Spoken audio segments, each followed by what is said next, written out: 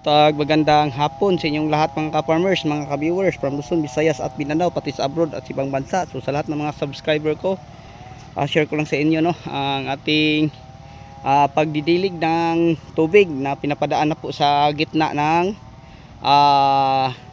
taniman ng ating talong mga ka-farmers. So ang ating gamit mga ka-farmers ay water pump at saka solar. Ito water pump lang to mga ka-farmers na 4x4. So yan, naglagay tayo ng irrigation din Tapos ang sistema namin mga ka-farmers, pinapadaan lang namin sa gitna para malamig mga ka-farmers ang gitna. So kung solar mga ka-farmers, diretso sa puno. So ang gitna hindi basa. So ang ginagawa namin, pinapadaan sa gitna, tapos ang tubig ay hinahagis lang namin sa puno para mabasa at malamig mga ka-farmers. Kasi kahit araw-arawin pa namin pagdilig sa solar dahil napakainit po ang panahon Grabing init mga ka-farmers. Nako. So parang malamig mga ka-farmers sa puno ng talong. Yan, binabasa namin ang gitna at saka yung papunta sa puno So yun na po ang ating ginagawa ngayon. So kasi alam nyo ang presyo ay tumaas na mga ka-farmers. Pag maganda lang 60-80 na ang talong. So ngayon mga ka-farmers, ang talong natin dahil semi-good, maliit good na maliit, 45 lang ang kuha nila. Pero pag maganda mga ka-farmers, makakahirit ka hanggang 80 per kilo. Okay, so ang dahilan po mga ka-farmers kung bakit lumiliit ang mga bunga ng ating talong, marami pero maliit, dahil po pinapahinto natin ang pagdilig ng fertilizer sa mga nakaraang 3 linggong magkasunod. 3 linggong magkasunod, hindi natin siya pinapadiligan ng fertilizer. Ang ginagawa natin, nag-spray lang ng foliar. Foliar lang mga ka-farmers, then organic, So yun lang ang ating ginamit. Yung tumaas bigla ang presyo, ayan mga ka-farmers, nagbili tayo ng diesel kahit mahal man. Sa tingin ko hindi naman tayo lugi kag makaharvest tayo ng mga 300 kilos, tapos halimbawa ay tag 50 example 50 300 kilos 15,000, ang diesel 2,000 lang, hindi na mauubos mga ka-farmers. So hindi tayo lugi. So ang 2,000 muna diesel, parang 3 araw na mga ka-farmers ang operasyon. So yun ang magasto natin sa ganitong kalawak na taniman ng talong sa loob ng 1 linggo. Kasi pag ganito, pwede natin gawin to 2 beses sa 1 linggo o 3 beses sa 1 linggo mga ka-farmers. So yun ang siguro ang ma-share ko po sa inyo. So ngayon, ang ating ginagawa din yung tubig sa gitna ay hinahagis lang natin papunta sa puno. Parang ganyan lang mga ka-farmers, gamit ang balde. Parang ganyan lang. So pwede isang tao lang mga ka-farmers yung ganito kalawak. Paglipat lang. So dito tinutulungan ako ni yung bunso kong binata. Siya ang tumutulong sa akin. Ako din banda, siya doon sa baba. So ngayon mga ka-farmers, pinapacheck natin ang makina, baka wala ng diesel.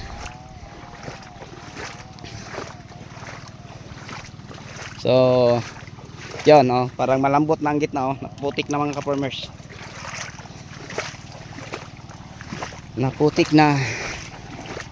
So maganda mga ka-farmers ganito ang ating style sa pagdidilig, kasi ang puno ay mababasa. Tingnan nyo malapit maghanggang tuhod mga ka-farmers ang ating tubig na pinapabaha. So malaking bagay pag may source sa tubig mga ka-farmers. Kahit sabihin pa natin malapit sa ilog, pag wala tayong mga kagamitan, hirap din. So buti nga mga ka-farmers, meron tayong 2 water pump na isa sa itaas, isa sa baba. So yun ang ating ginagamit din sa pagdilig. So kita ko mga ka-farmers, maganda na ang mga bunga sa talong kita nyo, maganda na, violet. Yan. So ngayon nagpa dilig tayo na pinapadaan sa gitna. Yan, malapit na kami makakatapos ni bunso. Malapit na, magkalahati na, ilang linya na. So sa susunod mga ka-farmers, hindi na tayo mahihirapan din kasi mabilis na lang po dito lumaganap ang tubig.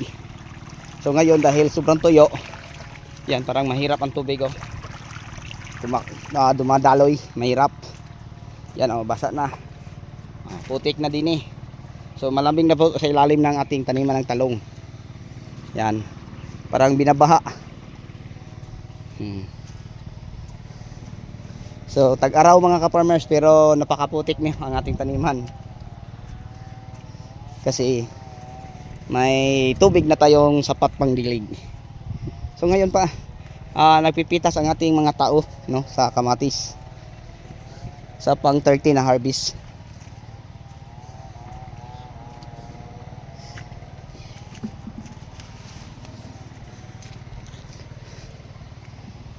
Yan sila nag-harvest ng kamatis. Sa kakrets ni mga dong, ang bilis, ang laki pala. Oh, yan, napakaganda. Yan ang ating harvest na mga kamatis. Oh, napakaganda po. Parang aabot pa to na 50 na harvest siguro mga ka-farmers, no, ang ating kamatis. Parang kaya pa ata. 13, dalawa kaya pa mga ka-farmers kahit wala nang fertilizer. Ang ginagawa natin din nagpapa-spray na lang po tayo ng fungicide at saka foliar. Yun na lang. So pagkatapos dito mga ka-farmers sa ating kamatis, no, tataniman po natin to uli ng ampalaya. Yan. Meron tayong 7 tao din yung nag-harvest.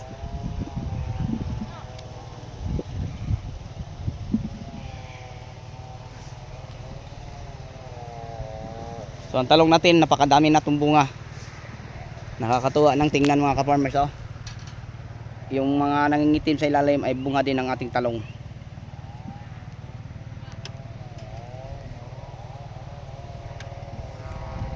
Yan.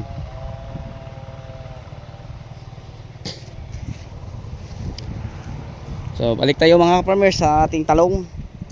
Yan, kailangan na po namin to balikan mga ka-farmers kasi sa lakas ng hangin at sa bigat ng mga bunga sa sanga, tingnan nyo ilan ang bunga sa isang sanga, siyam, bumagsak mga ka-farmers. Kaya nga tatalian na natin to. Tapos kita na natin ang dahon, oh. Sobrang ganda na ulit tingnan, nakakatuwa na mga ka-farmers. Kasi malamig na ang puno kasi pinapadaan po natin ang tubig sa gitna, hinagagayagis din sa sa puno. Parang siguradong basa. Yan, dami pang tubig din eh.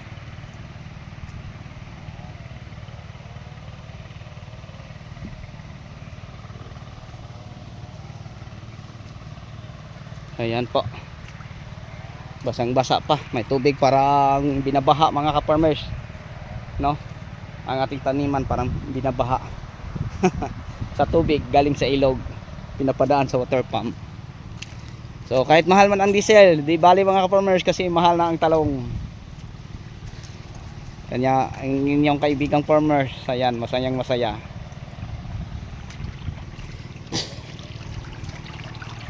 Yan.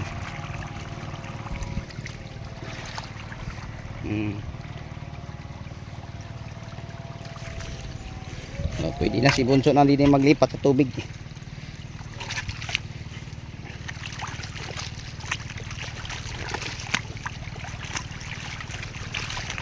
So malalim ang tubig, no, parang pumasok sa ilalim ng mulching.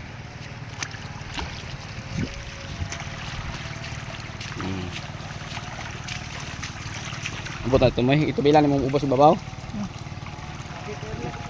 Naman, gamay na lang. Diyan na tubilan mo.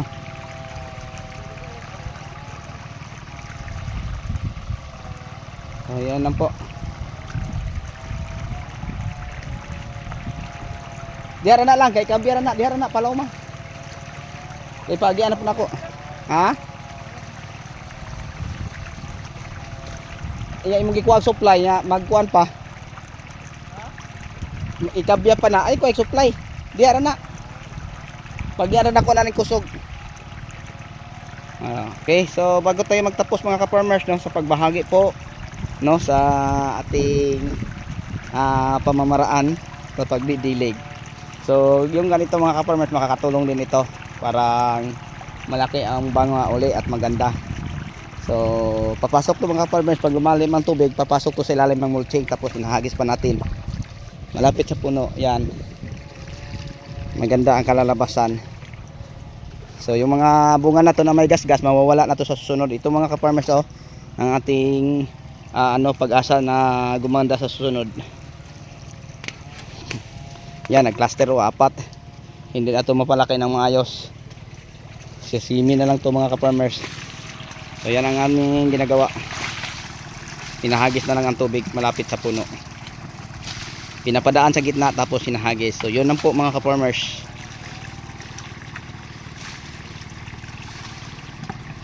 Okay, so kung hindi tumaas ang presyo ng talong, hindi namin ito magawa. Kasi dinidiligan siya mga ka-farmers, pero sa puno diretso.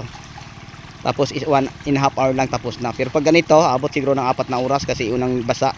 Pero pag halimbawa ito'y palagi nang nababasa, sa susunod madali na ito mga ka-farmers. Kasi hinihigop pa sa biak ng lupa ang tubig, kaya nga mahina ang tubig dumaloy.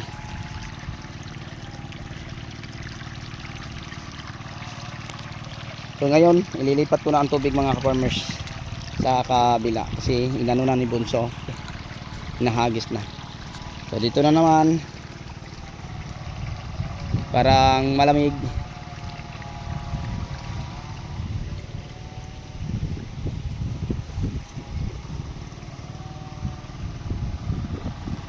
Yan, padaanan natin ang tubig.